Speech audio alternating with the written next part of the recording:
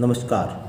कक्षा 7 विज्ञान विषय की ऑनलाइन क्लासों में मैं रत्नेश प्रजापति आप सभी का हार्दिक स्वागत करता हूं। आज हम यहां पर अध्याय 2 प्राणियों में पोषण पाठ का अध्ययन करने वाले हैं। प्राणियों में पोषण यानी जो जीव जंतु है वह किस प्रकार से भोजन जो है ग्रहण करते हैं, उस भोजन से उन्हें किस प्रकार से पोषक तत्व प्राप्त होते हैं, वे सभी पोषक कहाँ से बनते हैं, ये सब जानकारी हम इसके अंदर पढ़ने वाले हैं। तो आइए शुरू करते हैं। प्राणियों में पोषण। आपने अध्याय 1 में पढ़ा है कि पादप अपना भोजन प्रकाश संश्लेषण द्वारा स्वयं बना सकते हैं। हमने पिछले अध्याय के अंदर पढ़ा था कि पेड़ पौधे जो है अपना भोजन स्वयं सूर्य के प्रकाश की उपस्थिति में निर्मित करते हैं। सूर्य के प्रकाश पत्तियों द्वारा पादप जड़ द्वारा जले और खनिज लवणों का अवशोषण करते हैं और वायुमंडल में उपस्थित कार्बन डाइऑक्साइड को ग्रहण करके सूर्य के प्रकाश की उपस्थिति में प्रकाश संश्लेषण क्रिया द्वारा भोजन का निर्माण करते हैं। परंतु प्राणी ऐसा नहीं कर सकते, यानी जंतु जो है वह इस प्रकार अपना भोजन नहीं बना सकते। इस आधार पर हमने ये भी पढ़ा था कि एक तो होता है स्वपोषी, दूसरा होता है विषमपोषी। स्वपोषी जो अपना भोजन स्वयं बना लेते हैं, विषमपोषी या परपोषी जो अपना भोजन स्वयं निर्मित नहीं कर सकते। तो जितने भी पेड़ पौधे हैं वे सभी स्वपोषी हैं, क्योंकि ये सभी अपना भोजन स्वयं बना सकते हैं। प्राणी अपना भोजन प्रत्यक्ष अथवा परोक्ष रूप से पौधों से प्राप्त करते हैं। तो जो प्राणी हैं वे अपने भोजन के लिए प्रत्यक्ष या परोक्ष रूप से पेड़ पौधों पर निर्भर रहते हैं। कुछ प्राणी सीधे ही पौधों का भक्षण करते हैं, जबकि कई अन्य उन जंतुओं को अपना आहार बनाते हैं जो पौधे खाते हैं। तो कुछ प्राणी जो है सीधे पादप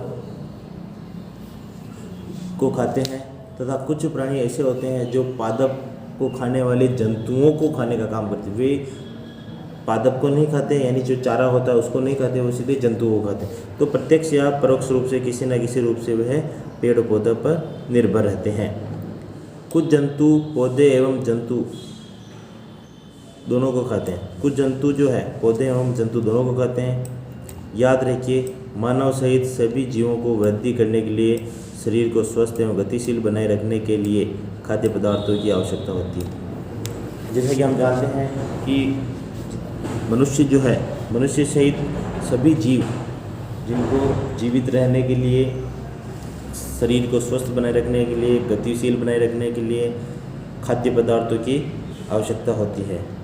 प्राणियों के पोषण में पोषक तत्वों की आवश्यकता आहार के अंतर्ग्रहण की विधि और शरीर में इसके उपयोग की विधि सम्मिलित है या सन्निहित है। तो प्राणियों के पोषण के अंतर्गत किस प्रकार से वो अपना पोषण या पोषक तत्व कौन कौन से आवश्यक होते हैं, किस प्रकार से वो उसको भोजन के रूप में ग्रहण करते हैं, इसकी जो विधि है और इसके शरीर के जो उपयोग, वो सब इसके अंदर सम्मिलित है।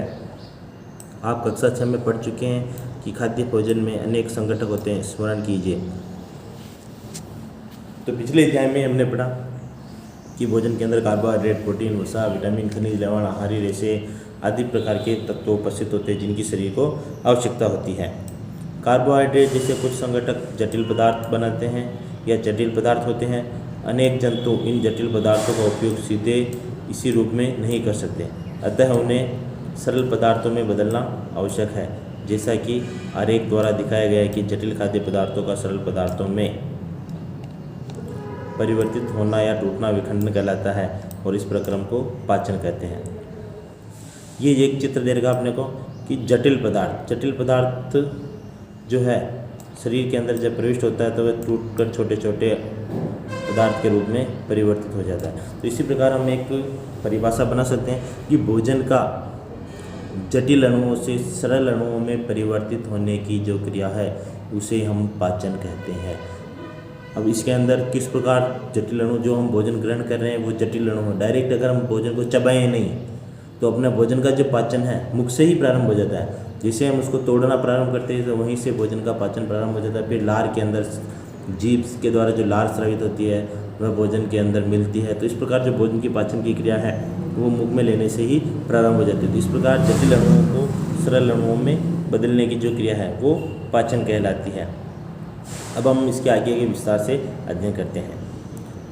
सबसे पहला दे रखा अपने को खाद्य अंतर्ग्रहण की विभिन्न विधियाँ, यानी खाद्य पदार्थों को ग्रहण करने की जो विभिन्न विधियाँ हैं वह कौन कौन सी है, इसके बारे में हम पढ़ते हैं। सामान्य हम सब जानते हैं अंतर्ग्रहण की विधियाँ, भोजन को मुख के द्वारा ग्रहण किया जाता है, उसके बाद जो भोजन है वो पाचन की क्रिया प्रारंभ होती है। भोजन के अंतर्ग्रहण की विधि विभिन्न जीवों में भिन्न भिन्न होती है। अलग अलग प्रकार के जीवों के अंदर भोजन के अंतर्ग्रहण की विधि अलग अलग प्रकार की होती है। मधुमक्खी एवं मरमर पक्षी, हमिंग बर्ड पौधों को मकरंद चूसते हैं, पौधों का मकरंद चूसते हैं। जो मधुमक्खी और हमिंग बर्ड है वो पौधों के अंदर, पुष्प के अंदर जो मकरंद होता है उस मकरंद को चूसते हैं। मानव एवं कुछ अन्य जंतुओं में शिशु माँ का दूध पीते हैं। मानव है, अन्य जंतु जैसे गाय, भैंस, बकरी और बहुत सारे स्तनधारी जो जीव जैसे चमगादड़ है, गिलहरी है, ये सभी जो जीव है ये सभी माता का दूध पीते हैं। अजगर जैसे सर्प वंश के प्राणी अपने शिकार को समूचा ही निकल जाते हैं। तो अजगर जो सांप होता है वह क्या करता है, अपने भोजन को सीधा निगल जाता है। कुछ जलीय प्राणी अपने आसपास पानी में तैरते हुए खाद्य कणों को छान कर उनका भक्षण करते हैं। तो सभी जीवों में अलग अलग प्रकार का जो भोजन है, अंतर्ग्रहण करने का जो तरीका है वो सभी जीवों में अलग अलग है। अपने को इसके अंदर बताया उधर मधुमक्खी का, मनुष्य का, अजगर का और जलीय जीवों का। तो इस तरह सभी जीवों के अंदर जो भोजन को अंतर्ग्रहण करने का तरीका है वह सभी जीवों में अलग अलग प्रकार का होता है।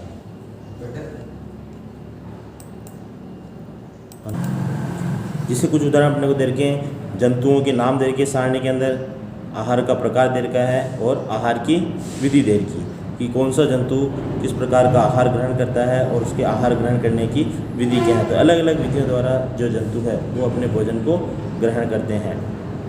एक अपने को अद्भुत सत्य एक दे रखा है तारा मछली, स्टारफिश के बारे में, इसको हम पढ़ लेते हैं। स्टारफिश यानी तारा मछली, यानी उसका आकार तारे के जैसा होता है, इसलिए इसको स्टारफिश कहा जाता है, जिसे हम इस चित्र के अंदर देख रहे हैं। इसके जो भाग है वो तारे के समान अपने को दिखाई दे रहे हैं। स्टारफिश कैल्शियम कार्बोनेट के कठोर कवच वाले जंतुओं का आहार करती है।